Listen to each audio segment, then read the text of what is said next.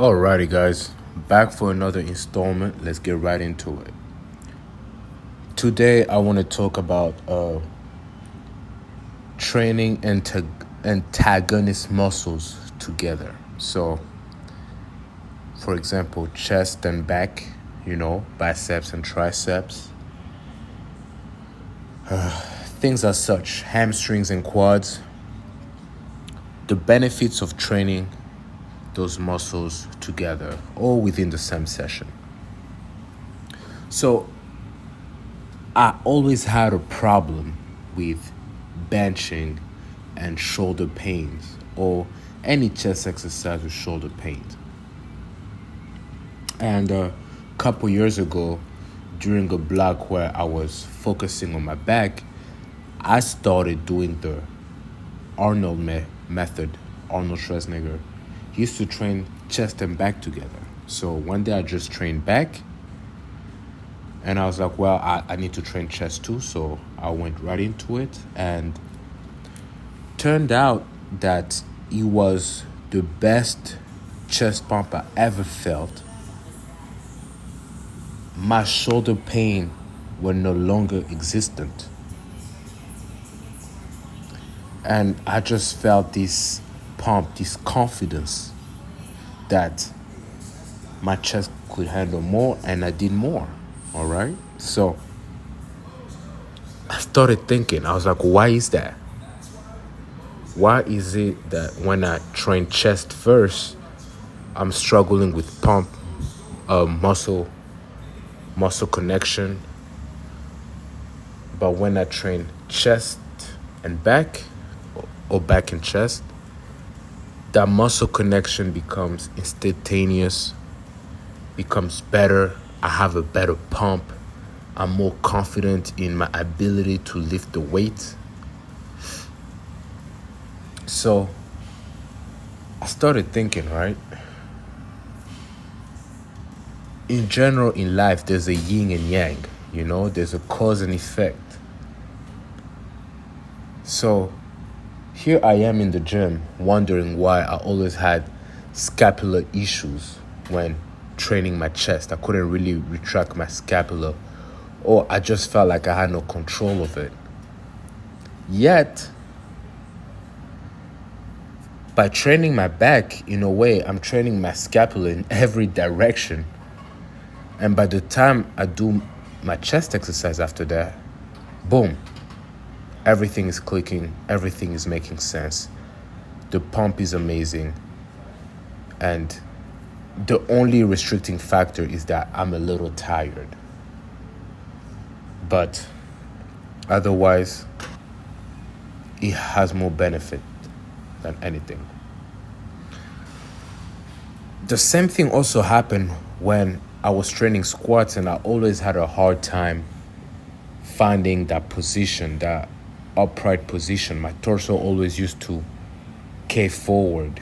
I have long legs, so obviously it's natural, it's kind of a tendency, but I really always wanted to have that perfect squat form with the upright torso, right? So I always wonder, man, how am I gonna get to it? One day I trained hamstring curls like this prior to squatting, because the squat rack was taken, and I had never squatted better. My hips were fluid, my ankles were warmed up, and it just felt like there's nothing I couldn't do that day. And if you think about it, the squat is mostly a quad movement. Yes, it is a compound movement. There's a lot of glute involved, but if you do it right, like how I want to do it, upright torso, knees over toes, it becomes the main mover becomes your quads, all right? So by training the hamstrings first, my quads were, I guess, put on the map, or at least those mobility restrictions were removed. I really cannot explain why and how, but just everything clicked. Everything was better. So today, this is what I'm recommending you, man. If you're struggling with a certain body part, train the opposite and then train that body part you're struggling with. I promise you, there will be a difference. I've been listening to a lot of Nuri Mohammed. He's a leader. He's a religious leader for the Nation of Islam, I believe. And he mentioned this thing called. He was basically talking about love and all the different types of love, and I really recommend you guys to watch it. It's on I Never Knew TV. He has an interview over there, and he mentioned how love is usually portrayed as a feeling. It's not a function, but it's more of a function, if anything. Love is an act, all right? And I feel like if you really want to love someone or something, right, you have to act. There's a constant anticipation for needs, right? And you have to understand, if you doing this, if you're going to the gym and taking care of yourself, you have some type of self-love, you have some type of standards for yourself, and that's a good start.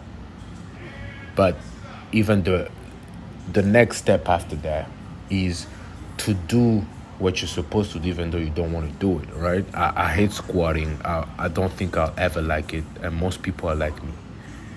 But you'll never catch me skipping squats, just because it has done so much for me, for my body composition, for my overall strength, that if I love myself, then I'll be squatting, okay? So I'm advising you to apply that philosophy to your life and find a way to move today. Thank you, guys. We'll see you next time. Peace.